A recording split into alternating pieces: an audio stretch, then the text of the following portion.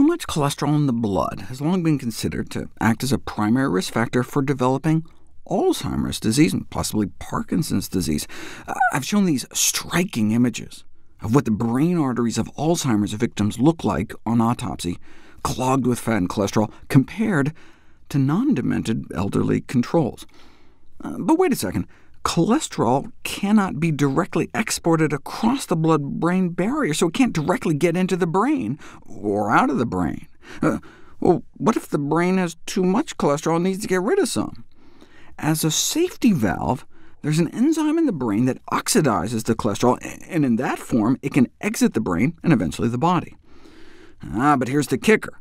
Although this fact means that the brain can eliminate excess amounts of these oxidation products, it could be a two-way street. It could allow toxic amounts of oxysterols, oxidized cholesterol, present in the bloodstream to go the other way and accumulate in the brain.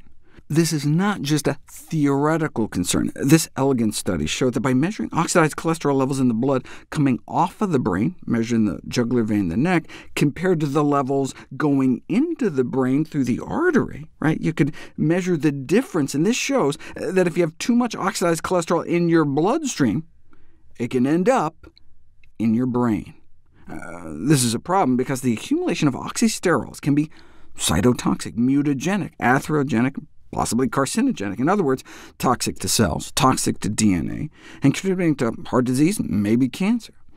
Yes, samples from atherosclerotic plaques on autopsy contain 20 times more cholesterol than normal arteries, but contain 45 times higher levels of oxidized cholesterol.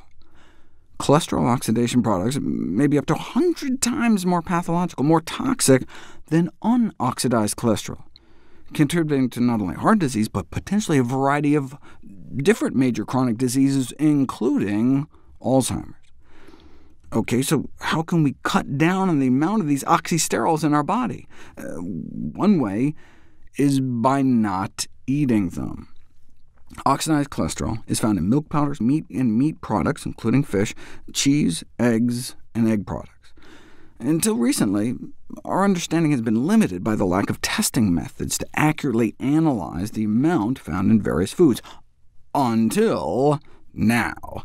Found throughout animal products, canned tuna was surprisingly high, but ghee takes the cake.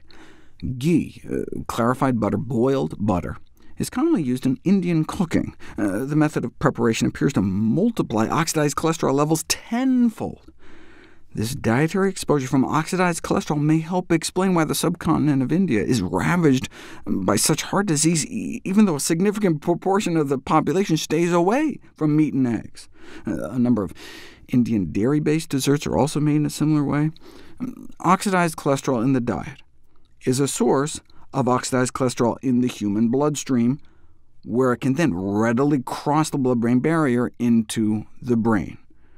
And this could trigger inflammation inside the brain, the buildup of amyloid, all occurring years before the impairment of memory is diagnosed. These early studies showing the buildup of oxidized cholesterol in the blood of those fed meals rich in oxidized cholesterol, where you get this spike in your bloodstream a few hours after you eat, was done with things like powdered egg, which can be found in a lot of processed foods, but you typically don't sit down to a meal of it. You get the same thing, though, from eating normal food sources. Give some folks some salami and Parmesan cheese, which are naturally rich in cholesterol oxidation products, and later that day it's circulating throughout their bodies.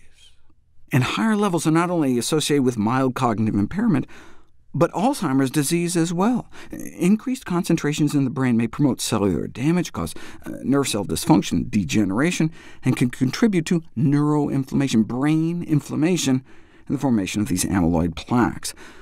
You can show the boost in inflammatory gene expression right in a petri dish. You can grow human nerve cells in vitro, and drip a little cholesterol on, and you get a bump in inflammation, but add the same amount of oxidized cholesterol, and it gets much worse. And if you look at the changes in brain oxysterols at different stages of Alzheimer's disease on autopsy, you can see how the three main cholesterol oxidation products appear to be building up. Levels have been shown to dramatically increase in Alzheimer's disease brains, adding to the evidence that oxidized cholesterol may be a driving force behind the development of Alzheimer's disease.